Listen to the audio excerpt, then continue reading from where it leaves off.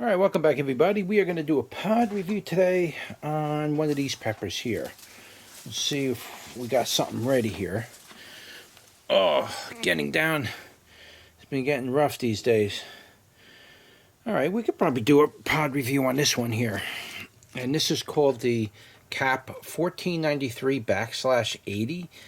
That's kind of a strange name if you ask me, but that's what it's called. And this is what they look like in general. Couple of them on there. There's some up here. But we could pick this one right here. This one's not too big a one. Don't know if it's going to be hot. I would imagine it is.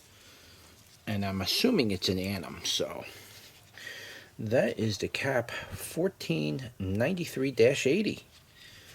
All right, so let's get you into a little bit better light. Kind of give you a better look at it. Seems pretty clear right here. That's what that looks like. And don't know much about it offhand. I'll just put all that information down below. You can read about it there. Try to zoom you in. Beautiful looking pepper. Nice little one. But that's it. Let's turn you around and give that a go. Alright, welcome back, everybody. We're going to do a pod review today on this pepper right here. And this is the Cap 1493/80.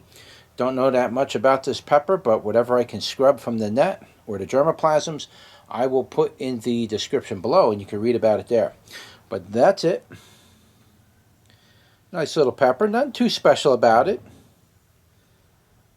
Okay. You can see here's the cap on it. The calyx. Kind of like a cayenne type of calyx almost, but not quite as crowned. And so that's it. Let's give that a go.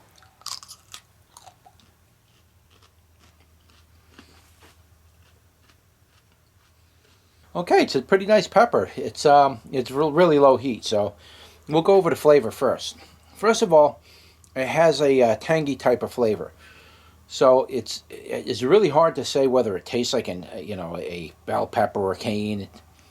That tangy flavor was pretty dominant, but it didn't taste like fruity like a habanero. It didn't taste like a macadam or anything like that. I'm pretty confident that this is an annuum and not a chancy or anything. So it didn't have any fruity flavors, nothing funky like that. It was just tangy. It could be that it's that way because it's the end of the year and everything's dropping its leaves, and usually at the end of the year things start to get a little weird tasting. Tomatoes, peppers, they start to pick up a kind of a weird flavor. So that's usually what happens at the end of the year. So it could be because of that.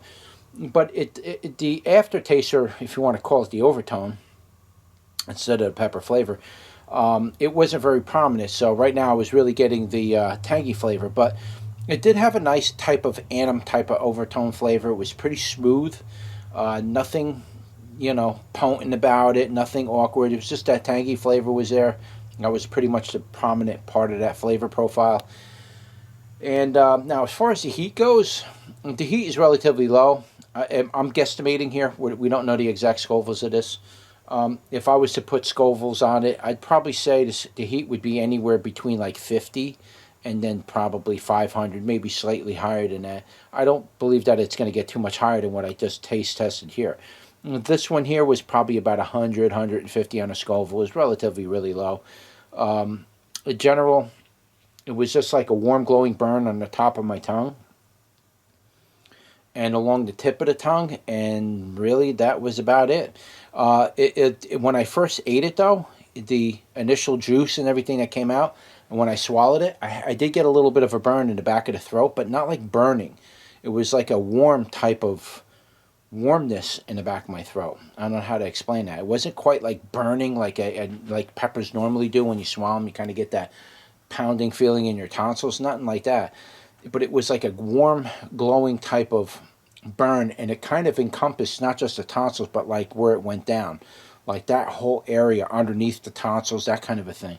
I could feel it in there. It actually feels really good, to be honest with you. If you had a cold, that would feel really, really, really nice on the back of your throat. You just have to chew it and swallow it right away. You can't, because once that heat absorbs into your mouth, then you're swallowing, it's already absorbed. It's not high concentration of capsaicin, so it's going to absorb wherever it goes first. and that's where you're going to feel it. In this particular case, it mostly absorbed into my mouth, but there was still some when I swallowed this, so I felt that effect in the back. So if you're trying to get the burn more to the back, you got to chew it and swallow it relatively pretty quick, regardless of the results of doing that. But again, the flavor was pretty nice. What would I say you could use it for? You could pretty much use this like any other pepper. Because they're so small, they're not really big peppers, I would probably say that they're probably best for either pickling or chopping up and frying with steaks and sausages and things like that. You could throw them into sauces if you like. Like, for example, tomato sauce. I usually throw some peppers in my tomato sauce. I really don't prefer to put hot peppers in my tomato sauce. So if I'm eating spaghetti or pasta or something like that, I don't necessarily want hotness in my pasta. It's one of the few dishes I don't care for hotness in. So I don't like hotness, even a little bit. I don't care for it in tomato sauce. But sometimes when it gets in there, it's not. I'm not going to throw the food out because there's a little heat in it, because it does happen sometimes. I do sometimes get one of those mixed up, because I cut peppers up by the, I got bowls full of peppers, and sometimes the heat runs off into the sweet ones, and they pick up a little of the heat. The juice is on there, and it gets in there, and I don't throw the food out. I eat it anyway, but I don't prefer it. But it's a nice little pepper, and not much really to say about it. I don't really know anything about its history or why it even has a /80 on it. I don't know why you would do that, but whatever. That's how it's listed. That's how we're going to list it. And so what I'll do is I'll leave whatever information I have on this pepper in the description below, and you can read about it there. And I'll also leave a link in the description where you could go over to the website and you can purchase the seeds if you want to give it a grow. Alright, so that's it. Hope you enjoyed the video. Don't forget to like, share, and subscribe, and I'll see you on the next one. Take care.